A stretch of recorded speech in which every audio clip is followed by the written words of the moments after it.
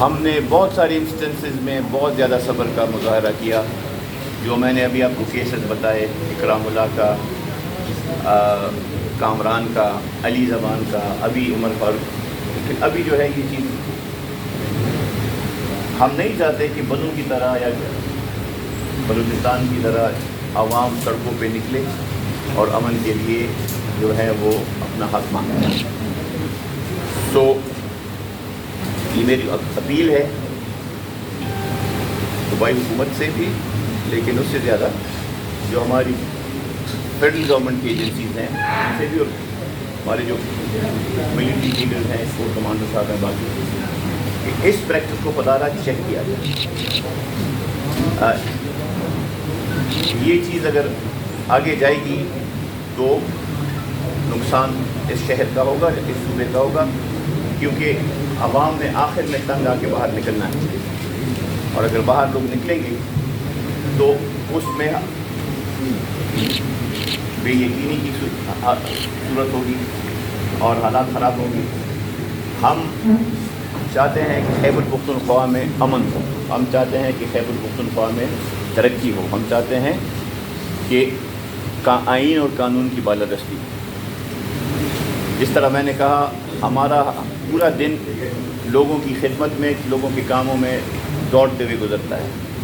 ہمارے پاس اتنا نہ وقت ہے، نہ ہم میں اتنی انرجی ہے کہ ہم جو ہے لوگوں کے پیچھے جو ہے لوگوں کو بازیاب کرنے میں لگے رہیں، کبھی کسی کی منتیں کریں، کبھی کسی کو ریکویسٹیں کرتے رہیں.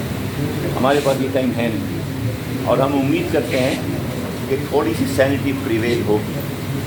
بیکاز ہر ایک مسئلہ اپنی جگہ، لیکن جب شہری کا، عوامی کا بنیادی حق پامال ہوگا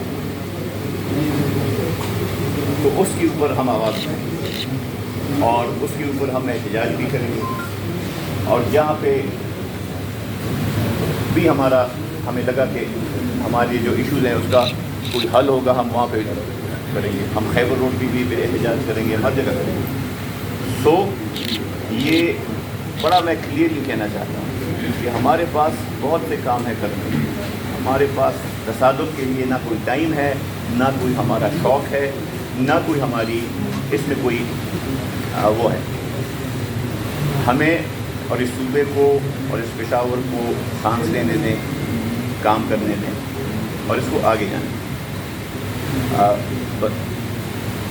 آخر میں صرف یہ ایک چیز کہوں گا کہ ہر ایک شخص پہلے ہم جو کم از کم میں اور شاندانہ صاحب، ہم نے جو اس آئین اور قانون کا اوتھ لیا. جب آپ اوتھ لیتے ہیں تو آپ آئین اور قانون کے ہر ایک ماورائے آئین اور قانون ایشو کے اوپر بات کرتے ہیں، وہ کسی کے خلاف نہیں ہو. سو اس آئین اور قانون کے دائرے میں رہتے ہوئے ہر قسم کی کارروائی قابل قبول ہے. ماورائے آئین کا کوئی کارروائی قابل قبول نہیں. اپنے والدہ کے لیے گئے تھے ہسپتال پوچھنے کے لیے، وہاں سے ان کو اٹھا کے لے گئے.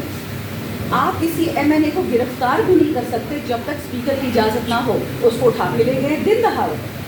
ہمارے ایم این اے جنگ کے امیر سلطان، ان کو اٹھا کے لے گئے. مظفر گڑھ کے ایم این اے معظم جوتر، اس کو اٹھا کے لے گئے. تو اگر ایم این اے، ایم پی اے، سینیٹر سیف نہیں ہے تو میں اپنے بیچارے ورکرس کا کیا رونا رہوں گی. ڈاکٹر یاسمین جیل میں بیٹھی ہوئی ہے، عالیہ حمزہ جیل میں بیٹھی ہوئی ہے، اور پتہ نہیں کے پاس کون سی ٹائم ٹریول مشینز ہوتی ہیں کہ ایک ہی دن میں عالیہ اور صنم 5 جگہ پہنچ جاتی ہیں. گجرانوالے بھی پہنچتی ہیں، سیالکوٹ بھی پہنچتی ہیں، اسلام آباد بھی ہیں، ہر جگہ پہنچ گئی ہیں، ہر جگہ میں ایف آئی آر کٹے ہوئے. مجھے یہ نہیں سمجھ آتی کہ جو بائیڈن نے پاکستان کے لیے تباہی لکھی تھی، یہ ہمارے والی جو امپورٹڈ حکومت ہے، یہ کس خوش فہمی میں ہے. ان کو کیا لگتا ہے کہ ہم فلسطینی ہیں؟ ہم اتنے ثابت تو نہیں ہیں، ہم تو منہ توڑ جواب دیں گے. ہمارے ملک کی طرف کوئی گندی آنکھ اٹھائے گا، یہ خواب دیکھنا چھوڑ دیں کہ جی KPK کو افغانستان کو دے دیں گے اور بلوچستان کو ادھر بانٹ دیں گے. یہ خواب کوئی نہ دیکھے. یہ یاد رکھیں، ہم پاکستانی تھے، ہیں اور رہیں گے. ہمارا صوبہ، ہماری زمین 1 انچ کسی کو نہیں دیں گے. آپ شیعہ سنی کیا، آپ ہر لڑائی کروا کے دیکھ لیں، یہ ملک کہیں نہیں جا رہا. عمر فاروق ہو گیا, اکرام کٹانہ ہو گیا, ہمارے جتنے میڈیا کے بچے ہیں, عروبہ کومل جو بچی اسلام آباد سے اٹھائی گئی ہے, اس کو اڈیالہ جیل بھیج دیا. اس کی حالت آپ نے دیکھی ہے, اتنی سوکھی سڑی سی جان ہے, اس کی بچی ہے وہ, اس کا والد جیل میں رو رہا تھا, وہ اتنی بہادر ہے, وہ آگے سے کہتی ہے آپ نے رونا نہیں ہے. یہ دن آ گیا کہ بیٹیاں اپنے باپ کو کہہ دی کہ بابا میں اب غا ہو گئی ہوں ٹیررزم میں, دہشت گردی میں, لیکن آپ نے رونا نہیں. لعنت ہے ایسے لوگوں پہ جو باپ اور بیٹی کے لیے یہ دن لے کے آتے ہیں. آپ سب کے ساتھ یہ ہوگا, جو یہ کروا رہے ہو یہ یاد رکھو, یہ کوئی نہیں بھولے گا. پھر بائیڈن بچانے آپ کو نہیں آئے گا. بائیڈن آپ کا اتنی بڑا چاچا تھا, تو کل تک آپ کا فائنانس منسٹر ناک رگڑ رہا تھا زمین پہ کہ چین نے بھی پیسے نہیں دیے, سعودی نے بھی نہیں دیے, امریکہ نے کیوں نہیں آپ کو نہیں دیے. بھیا آپ نے تو ملک بھیجا تھا باجوہ کے تھرو. کتنے وہ اربوں ڈالر جو آسمان سے گرنے تھے ہم پہ. مہنگی بجلی, مہنگا کھانا, لوگ خودکشی کر رہے ہیں, بچوں کے گلے کاٹ رہے ہیں, بچے بیچ رہے ہیں. تیل پیٹرول روکے ہوئے اگست آتے, ستمبر لگ پتہ جائے گا ہر کسی کو. اور یہ کس کو پکڑ رہے ہیں؟ ڈیجیٹل دہشت گرد. کون ہے ڈیجیٹل دہشت گرد؟ اصلی دہشت گرد کا پتہ ہے کہ وہ کیا کر رہا ہے کرمے میں؟ اصلی دہشت گرد کا پتہ ہے کہ وہ کیا کر رہے ہیں بنو میں, پشاور میں.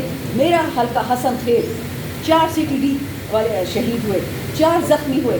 کسی نے کچھ ان کو دیا, احسان کیا ان کو؟ کوئی پوچھنے گیا ان کے گھر؟ کسی نے دعا کی؟